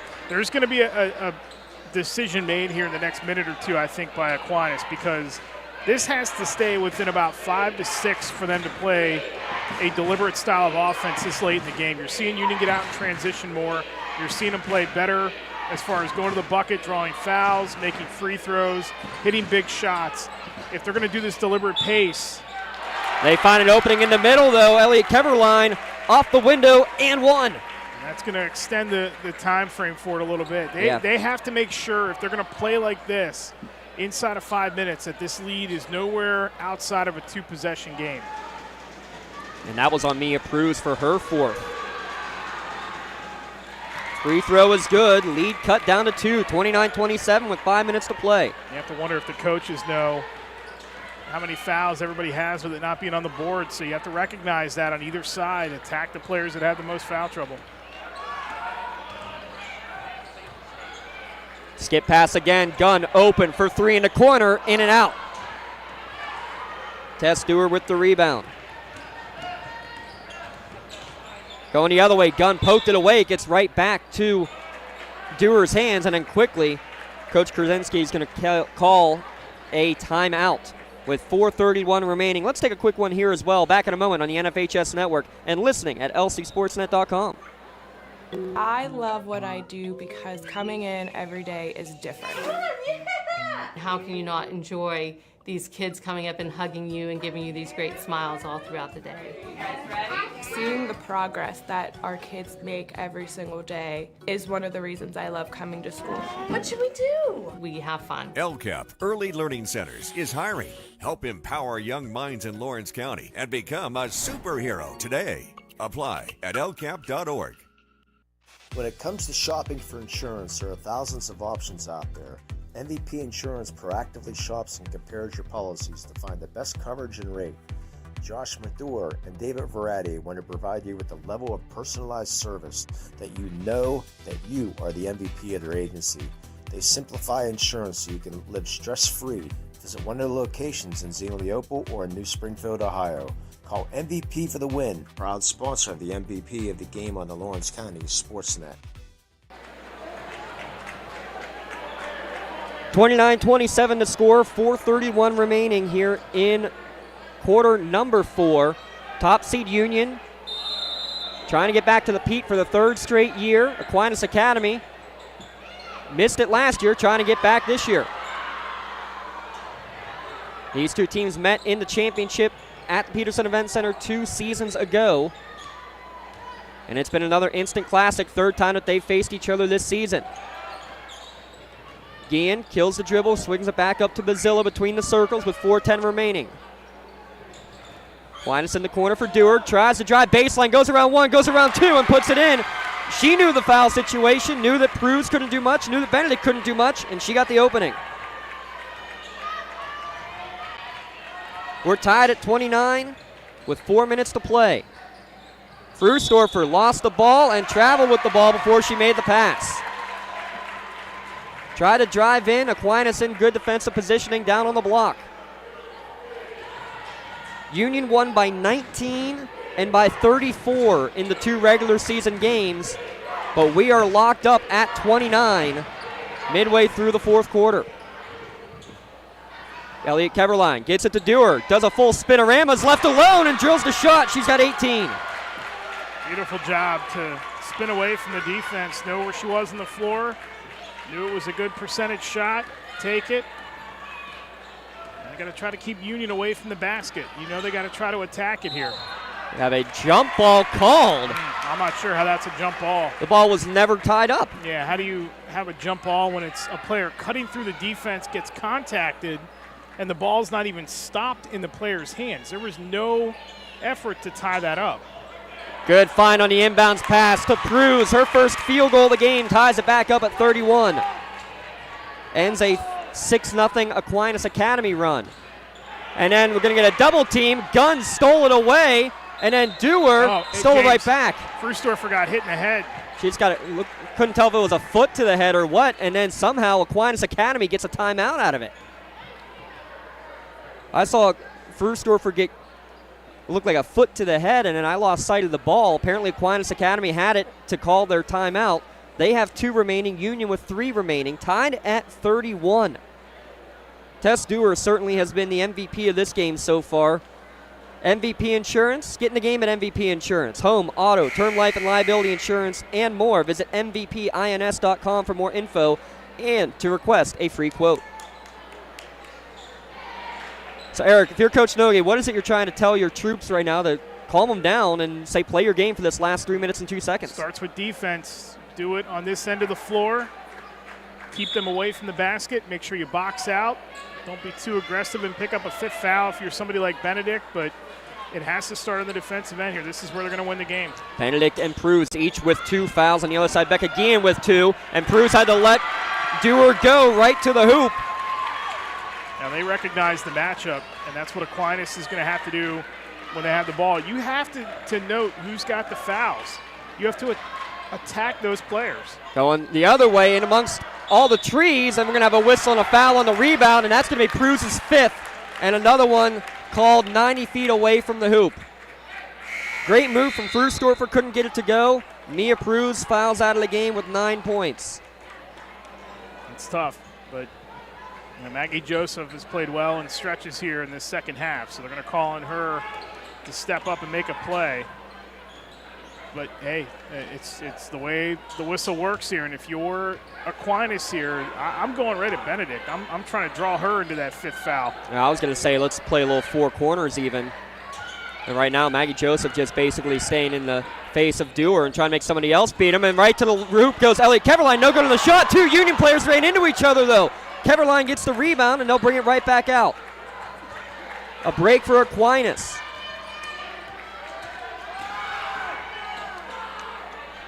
To the right wing it goes for Guillen. Into the corner. Driving is Keverline. She's got an opening. She misses it too strong, no good. Frustorfer rebounds. First time we saw really that all day. A box of 1 for Union defensively. And then the ball is kicked away from Frustorfer, grabbed by Aquinas, and a foul called against Union. Frustorfer got the screen set by Benedict to try to go around, but she actually ran into Benedict, and that's what caused her to jostle the ball and led to the whole scrum for it. And that's a good no call. It's not a kick because it wasn't a kicking motion, even though it did go off an Aquinas defender's leg. Bodies flying all over the place. Keverline able to cross the timeline. She's double teamed in front of her own bench. Ball knocked away out of bounds, and who's it off of? Last off of Union. Well, referee's right there, so she had a good angle of it. She's much closer than any of us Union fans, though. Looked like even Aquinas players were going back defensively. Inbounds pass to Dewar right to the hoop, and she's going to get grabbed from behind by Joseph. Some of the Aquinas faithful want an intentional foul. They're going to get rid of the intentional foul. At least that's on the potential agenda for NFHS rules, and going to eventually go to a flagrant 1, flagrant 2. Not sure when that's going to happen. They need to. That's what the call has to be. They need to keep it in line. I think there needs to be some things that are uniformity with the higher levels, and that's one of them. 33-31 your score. It's down to minute 20 remaining, and Union's now got to get up defensively. Trailing by 2. Dewar being, and how much has Union had to do this year? Not be in their zone defense. Now chasing around. Spread the floor if you're Aquinas. Get it back to Guillen with a minute remaining. Now to Dewar, and she's going to be stolen away by Frustorfer, and not stolen away. They're going to call a foul on Kylie Frustorfer. 15 foul against Union will send Tess Dewar to the line. She is 5 for 5 from the stripe tonight, and Coach Nogue's face says it all.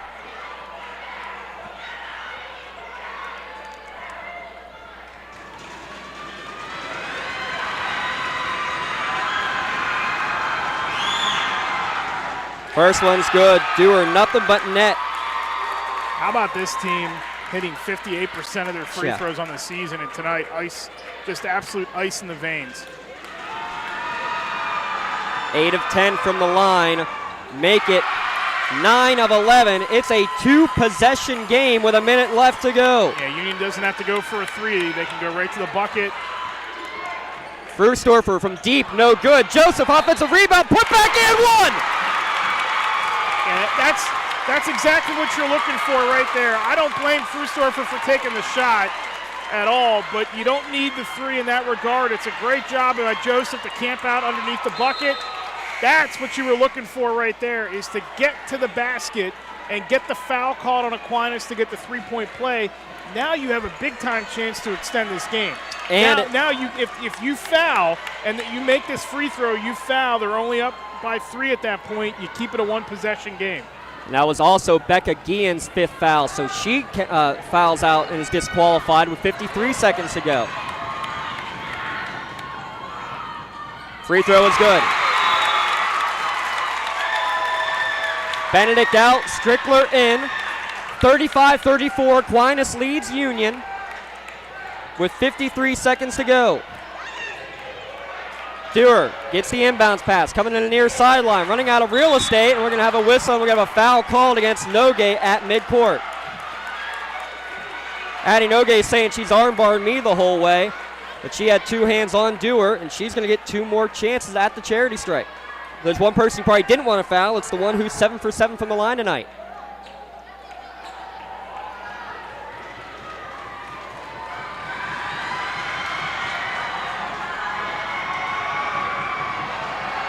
First shot, why not?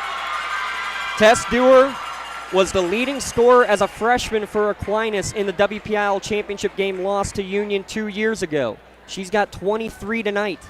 Toes the line for free throw attempt number 2. Rattles in and out, no good. Remains a 2-point lead, 36-34 with 45 seconds remaining. Joseph across the timeline, gets the timeout before the ball was knocked away. 2 timeouts remaining. It's a full timeout. We'll keep it here with 41 seconds remaining. 36-34, the 5-seed Aquinas Academy leading top-seeded Union. And you kind of alluded to it, Eric. How many games have they had this sort of situation this year? Union 23-0 on the season. They've had plenty of experience the last couple of years in these tight games. They've had a couple tight games this year too, but most of them haven't been this way. Yeah, the only thing I worry about here in the last minute or so is the foul too early, and they're trying to get the foul at half court or defend at half court. I worry a little bit about the foul too early there for Union. However, it does leave you an option now. If you can box out and you take a 3-point opportunity late in the clock and hit it, but give yourself enough time to have somebody rebound it and put back if you need to. The pendulum kind of swings towards Union here a little bit because they get to control what they're doing here as far as shot selection. They can tie this thing up, maybe force an overtime. They can try to win this thing and maybe set themselves up for an offensive putback if they miss the 3. Frustorfer will get the inbounds pass, 35 seconds remaining. Goes away from Benedict screen, gets into the corner. Nogue open for 3, she's fouled. Hit on the arm. She will get 3 free throws as Tess Dewar hit her on the arm on the way by. Yeah, they really shot that early in the clock, though, too. It's 32 seconds left. And I've been impressed with how Union's been able to, Aquinas has been able to get out there and contest and close on some of those shots. First one up and good. And remember, this even if she misses these 2, it's still a 1-possession game. Second one in and out. Still got plenty of time. You have to defend now. This gives you the option to defend and not have to foul too, which I think also benefits Union. Nogue makes 2 of 3. We're tied, 36-36. Inbound pass to Elliot Keverline. 30 seconds remaining. Dribbling in the front court. Got away with a carry. Being hounded there by Frustorfer, trying to find any room she can. Now finally gets it over to Bazilla. Got to be careful when you're coming out to defend like that, though. Keverline drives in, finds an open player down low. Step back. Lucy, no good on the shot. Second chance effort. Tarquinio kicks it back out to Dewar. 10 seconds remaining. Reach and foul against Union with 8.5 on the clock. They also missed a travel. Tough to see in that situation because the players are so bottled up in there. But there was an absolute travel there that they missed. Could have called a travel. Could have called a carry earlier in the possession. Yeah, it's so much action and trying to really stay in front of it. Union's still going to have a shot here. Dewar makes the first with 8.5 seconds left to put Aquinas up by 1. Interesting that Aquinas is not sending anybody else back. I'd be having everybody back to defend.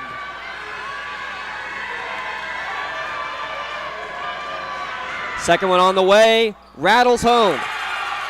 2-point lead, Frustorfer inbounds. 7 seconds remaining, she crossed the timeline with 6. She drives in, gives it to Nogue, 2 seconds left, running out of time. Frustorfer, can she get it up and under? No, but she's fouled! She's fouled before the clock hits 0. She's gonna have 2 free throws with a chance to tie the game to send it to overtime. How fast is that girl to get that shot off? There's no way she could have seen the clock to know that she was running out of time. And just the awareness, knowing that she's under the bucket, I mean, there's no way she could have looked up at the clock to see how much time she had left to get that shot off. That is just a heads-up play and drawing the contact. She turned the corner on that baseline, thinnest of margin, thinnest of area to get through, under the bucket and had to throw one up and drew the contact. First free throw is up and good. They put .5 on the clock, by the way. There was not near enough time to catch and shoot, so this is tied and going to overtime if she makes it.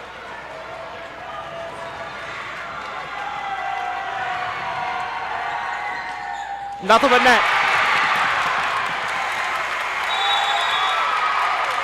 We're going to overtime, folks. 38-38 in the WPIAL 1A girls basketball semifinals. We'll step aside, be back in a moment here at NFHS Network and listening at lcsportsnet.com. This is Jess. She loves to run. So does Jade. And Jen does too. And while they all love running, at AHN Sports Medicine, we know they each need a little something different to get faster. Our doctors and specialists pinpoint that difference and make a personalized conditioning plan to improve Jen's stride, and Jade's endurance, and Jess's form. Because at AHN Sports Medicine, we see you. At Penn West University, we're making college make sense again for people who maybe thought college wasn't the answer. We're making college practical with programs tied to in-demand jobs that prepare you for success right away. We're making college accessible by breaking down barriers and offering more choices. We're making college approachable with faculty who understand where you're coming from and help you get where you're going. At Penn West, we're making college valuable again for people just like you. Learn more at pennwest.edu.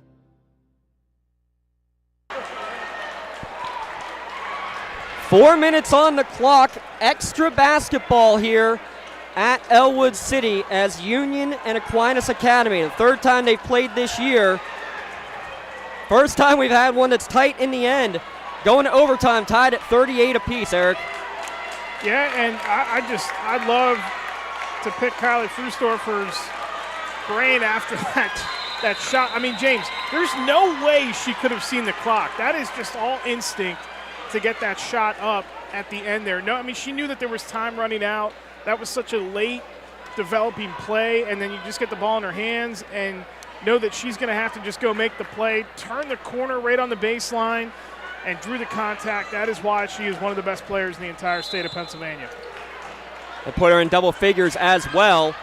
Inbounds, or opening tip, I should say, is going to go out of bounds off of Union, so it'll be Aquinas with the first possession here of the overtime period. Tied at 38. Tess Dewar with 25 of the 38 for Aquinas Academy. Union, Frustor for 10, Pruz 9, but she's fouled out. Gunn with 7, Nogue with 5. I really differ on who this favors, because Aquinas can think to themselves, man, we just took the best team in the state in girls basketball at this level to overtime, and Union can think to ourselves, hey, we're the champ. We got up off the ropes. Skip pass for Aquinas, nearly picked off by Joseph, able to get it back with Dewar. Dewar back over to Bazilla in the corner. To Dewar, top of the key, has an opening, gets into the lane, drive, draw, dish to Tarquinio for 3, it's in! And Gunn did everything she could to react and get out there and defend that. Good possession. Aquinas slowed it down a little bit and then got the ball moving. Going the other way, and Frustorfer, again, splits a pair of defenders and is tripped up. That's only the 4th team foul against Aquinas, though. It goes against Bazilla. How about that? That's only Tarquinio's 15th 3 of the year and her first points tonight. Can't stress it at their struggles shooting the 3. I mean, it's been documented. You just look at their numbers. They have not hit threes or free throws with consistency all season, and they've done both here tonight. Knocked down 3 3-pointers. I have them at 12 of 14 from the charity stripe. As Frustorfer looks to answer, short on the long top of the key 3. Joseph tries to save it out of bounds and cannot do so. 2:55 remaining in overtime. Aquinas up by 3.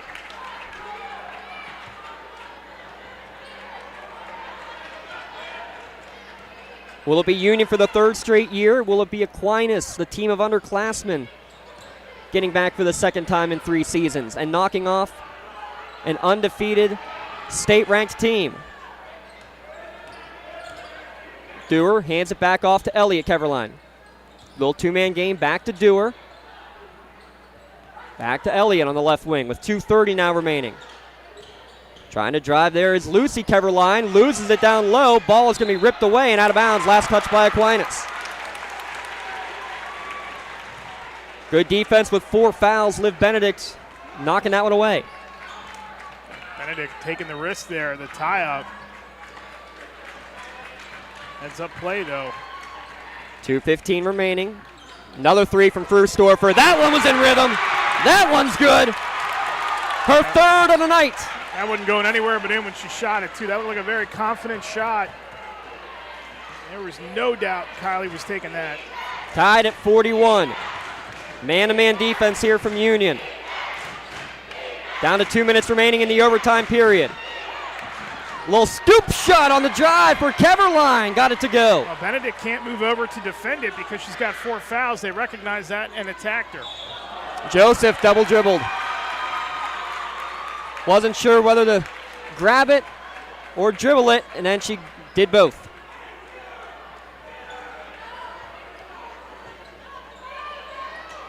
Keverline, inbound pass, no one's there. Gunn's gonna steal away at midcourt. And she nearly loses it from behind, and she does lose it from behind. Dewar able to steal it. Oh, Dewar's got to just go and attack Benedict. And then they're gonna get a tripping foul on Benedict at midcourt. Will send Dewar back to the line again. Yep. You have to recognize your matchups out there, James. They did both times. I think Dewar at the last second realized who she was there with. And, hey, I have to draw the contact at that point. Get her out of the game.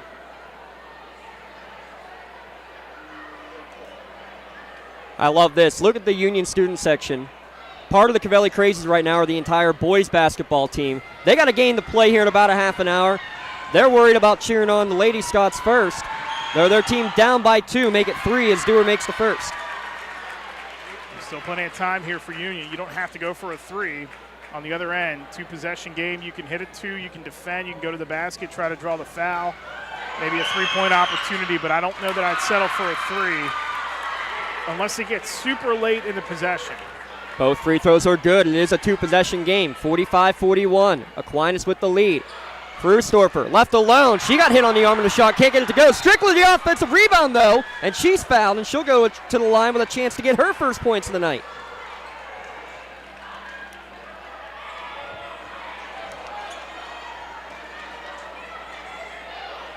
Our crowd mic picked up the slap, but apparently got a lot of ball, too. Kylie just looked at Addison Nogue and said that was my bad. I don't think she really wanted to take that shot, but didn't really see an outlet to get the ball to, so she didn't have a choice. There was a defender right in her face, and luckily for her, Strickler there. And this Union team, extremely good at free throw shooting. You can tell. You can trust just about anybody to put them on the line. Strickler makes them both, lead back down to 2. Keverline with 1:15, crosses the timeline, crosses up Gunn, gets into the lane, kicks it back up to the corner for Lucy Keverline. She tries to drive baseline. She does, misfires on the shot, and Joseph rebounds. They got away with it there, Union, because he gave up baseline. Coach Nogue was asking for timeout, finally got it called with 1:02 remaining. Both teams should have 3 timeouts remaining because they should have gotten an extra one in the overtime period. So it should be now 2 remaining for Union and 3 remaining for Aquinas Academy. 45-43 with about a minute left to go in the overtime period. What an insane sequence of events we've had in this game. Both Tess Dewar and then Kylie Frustorfer hitting a pair of free throws with less than 10 seconds remaining in regulation. Frustorfer's with less than 1 second remaining in regulation to send this game to overtime. It's the championship mentality. That's one thing you can't doubt that Union has.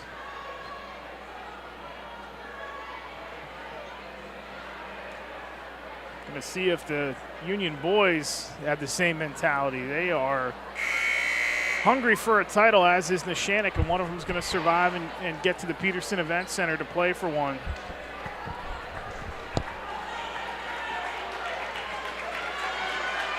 Coming out on the court for Union will be Frustorfer, Gunn, Nogue, Strickler, and Joseph.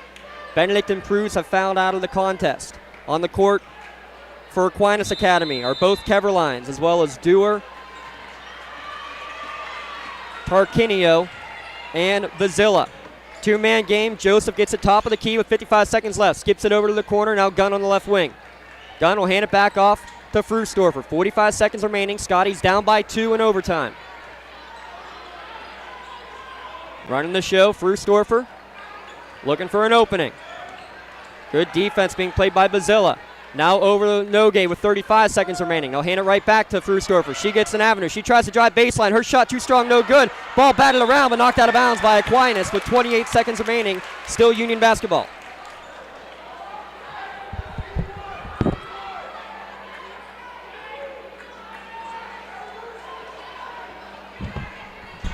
Nogue will inbound. Throw towards midcourt, and Gunn's going to be able to leap up over the top of Dewar to get the pass. Dewar read it perfectly. Frustorfer, top of the key, alone for 3. It's in! Union leads by 1. 18 seconds remaining. Timeout called by Union. Unbelievable. Your LCAP instant replay. Her 4th 3 of the night. We mentioned it earlier in the quarterfinal game. For only the 7th time as a starter in the last 3 years, she did not hit a three-pointer. Only the 7th time ever. She also wasn't in double figures for one of a very few handful of times either. She came out shooting tonight, knocked down her first 2, misfired on a bunch, but she's hit 2 big ones here in the overtime period. And Kylie Frustorfer has given Union the 1-point advantage. Well, that's why she's one of the best players in the state of Pennsylvania. And probably, I know she fell in love with Pitt Johnstown, but she could certainly play at a higher level if she wanted to. But this is a girl that has concentrated on basketball for the better part of the last 8 years or so, and it's pretty much her life. You hear her talk about it. It's an amazing story that this girl doesn't want to play multi-sports and kind of gave it up to focus on one, and it's paid off. And in moments like that, that's why you dedicate yourself to one. You step up and make the plays for your team. Put them on your back. So now let's talk from the Aquinas side. There's 18 seconds left. You're down by 1. Tess Dewar's done it all for you tonight. 27 of the 45 points. What are you drawing up if you're Coach Krasinski? Well, I'm taking this thing all the way down to the very end. And I'm not going to look for a 3. I want to get a high percentage 2. I want to try to take my defender off the dribble if possible, get in the paint if possible, high percentage shot. Don't settle for a 3, but you got to take all 18 seconds and hope that you can get the good look at the buzzer to win this thing. High screen trying to get right to the hoop. There is Bazilla. Got away with a walk. Finds Dewar in the trailer. She goes a wild scoop shot. No good. Ball bounces around. Nogue rebound. 7 seconds left. And she's going to get fouled with 6 seconds left in the backcourt. Annie Nogue will go shoot 2 at the other end. Well, a couple things here. Number one, it's the right call to go to the basket. Number two, they try to get to what their strength is on that play, and that's the offensive rebound. Union did a good job of boxing out. I like the fact they try to tie it up. I don't know that Aquinas realized that the arrow favored Union anyway, so they would have had possession regardless. They get the foul. They get a chance to extend the game, and still plenty of time here if Nogue only makes 1. Nogue misfires on the first. Still a 1-point game. 6 seconds remaining. And if you're Union, I think you need to send players back. Second one, no good. Strickler gets the rebound. Ripped away. 4 seconds left. Gunn's got it. She's going to go bounce up. It's pushed from behind with 2 seconds remaining. Strickler, the big offensive bound. Haven't called her name much all night. She does the big one there to extend the possession. Should be an intentional foul, too. I thought so, too, with a two-handed push in the back. Got pushed to the back, and if anything, that's 100% an intentional foul. That should be 2 shots in the ball and put this thing on ice.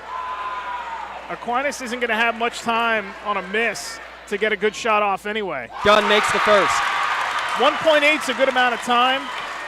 Better than 0.5 like we saw, but they're still not going to have a time even off a make to get the ball inbound and get a good shot off. Second one on the way from Miera, no good. Rebound and immediately a timeout called. They had 1.9 when the shot was put up. We'll see what they decide to put up on the clock. Right now it says 1.1. Yeah, they're asking for it on the other end, but they're not going to get the time change, I don't think. Yeah, you might get 1.3. I think that's the most you can really take off, or the least you can take off really is a half a second. So Gunn makes 1 of 2. It's a 2-point lead. Plenty of time. And now you just had a Aquinas player, Dewar, went running over towards the 3 officials asking what's going on. And that's not your place. You got to be careful there. That's a bench tech in some manner. I mean, you don't want to see the same thing that happened at the end of the Northgate Neshannock game. That was unfortunate for Northgate. Yeah. I don't want to say that Neshannock is lucky to be in this situation because they did play really well in that game, but that game was – you still have to go to the free throw line and make the free throws to get the game into overtime. So they definitely earned it, but that was an unfortunate situation with the bench technical. Would not expect that from either one of these 2 teams because they're both well coached and they have guys on the sideline that will make sure that everybody stays in check. So 1.1 on the clock, a 2-point Union lead here in overtime. Inbounding will be Elliot Keverline. Yeah, let him get the ball in the backcourt and just not advance it too much. They're going to try to send somebody deep. They're going to go baseball pass, and it's going to be reach, caught, grab. Will Dewar get a shot up in time? She will not. Union survives and advances in overtime over Aquinas Academy, 47-45.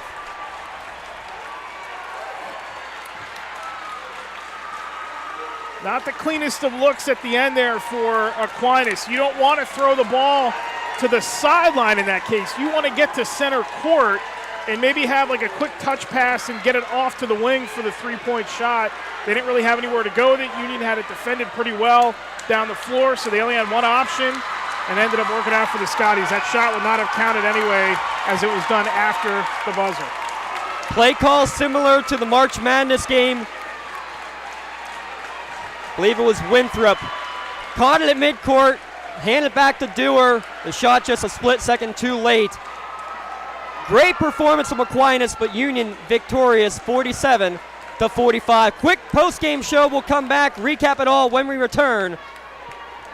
Back in a moment on Lawrence County SportsNet, powered by LCAP. You can shop for pretty much anything online. Clothes, food, vacations, you name it. All without ever leaving the comfort of your couch. Finally, banking can be just that easy too. With the all-new FMB e-store, you can shop for hundreds of financial products to manage your money, all from the comfort of your couch. From clicks to bricks, we've got you covered. Experience the FMB e-store in branch, on your phone, or online at fmb-online.com. You're always on the winning team with the power of Bowser, the official car dealer of the WPIAL. Visit powerofbowser.com 24 hours a day, 7 days a week to find your perfect vehicle.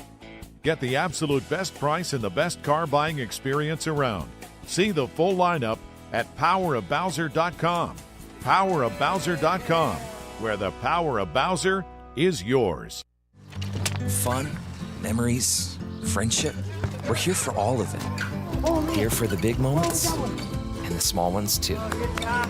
We're here for unforgettable triumph, momentary misfortune, and the impromptu throwdown. We're out here each day, chasing something great. Call it adventure, call it play, we call it fun. Academy Sports and Outdoors. Have fun out there. 20 minutes. 47-45 your score in overtime. Union defeats Aquinas Academy. Real quick, a scoring recap. Great effort, Aquinas Academy. 27 points from Tess Dewar, 12 of 13 from the line, 9 points from Elliot Keverline, 3 from Francesca Height, 1 from Becca Guillen. On the other side, Union, Kylie Fru's score for Leeds was 6, Mia Pruz with 9, Miera Gunn with 8, 5 for Addie Nogue, 4 for Olivia Benedict, 3 for Maggie Joseph, and 2 for Hayden Strickler to round out the scoring for the Union Scotties.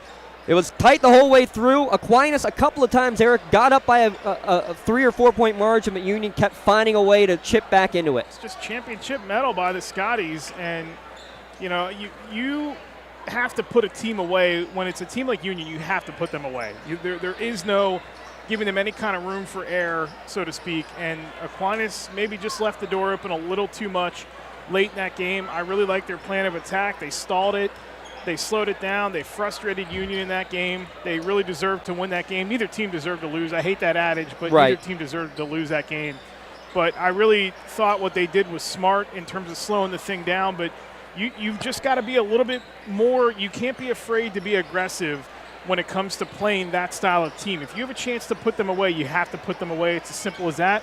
Door left open a crack, and Kylie Frustorfer and Addison Nogue and company made sure they kicked it wide open. Yeah, the game-winning 3 in the late stage is definitely your play of the game. Give a shout-out to Miera Gunn real quick, probably our MVP of the game with the way she played tonight. And that stretch, remember that stretch where she hit the three-pointer in the third quarter, the other end gets a good rebound, and then comes down the floor on the other end, draws contact, and then makes a defensive play, and that was all within the span of like a minute. And that completely flipped. I know they go back and forth on the score and everything. That completely flipped the whole approach to the game entirely. That stretch right there showed Aquinas that Union was not going to go away, and I think there might have been a shred of doubt that crept in Aquinas at that point, knowing hey, we better put this team away, and they just didn't do it. They're too strong, they're too mentally tough, they're too well coached, and they are the defending WPIAL champs for a reason. They're going to get a chance they're the reigning, and now they're going to be the defending champs. So they will advance. The Scotties will to take on either Geibel Catholic or Clareton. That game going on right now at Charleroi High School. Season not over for Aquinas. They'll play in the consolation game against the loser of that Geibel-Clareton game. And tell you what, it wouldn't surprise me if you ended up getting a fourth meeting between these two teams. So tough to beat a team 3 times, and if we get a fourth meeting, sign me up the way this one played out, because that Aquinas team, no seniors on the roster, Eric, played with a lot of grit tonight. Yeah, they really did. And, because the way that they pocket the WPIAL teams in the state bracket, there's a pretty good chance. And there's going to be 6 of them on the western side of the state. So there's a pretty good chance that we will get a fourth matchup. Union's going to have a lot of obstacles to get through in that single-A bracket. But first things first, obstacle number 1, 3 o'clock Friday afternoon at the Pete, going to be for the WPIAL title. We'll see if Title Township will make it a double trip as the Union boys you see warming up, getting ready for their game against Neshannock. Flip over if you're on NFHS Network. Flip over if you're listening at lcsportsnet.com to catch that game starting in about 20 minutes' time. Big shout out again, everyone at Elwood City. Matt Flannery. I got one more here, sorry. I need this one here. Sorry, I just want to get your attention. Thanks, Matt Flannery, Garrett Dolan, Rob Natel, everything they done for us. For Eric Thomas, I'm James Dotson. So long. Stay tuned. Tip off of game number 2 in about 20 minutes here at lcsportsnet.com, watching on the NFHS Sports Network.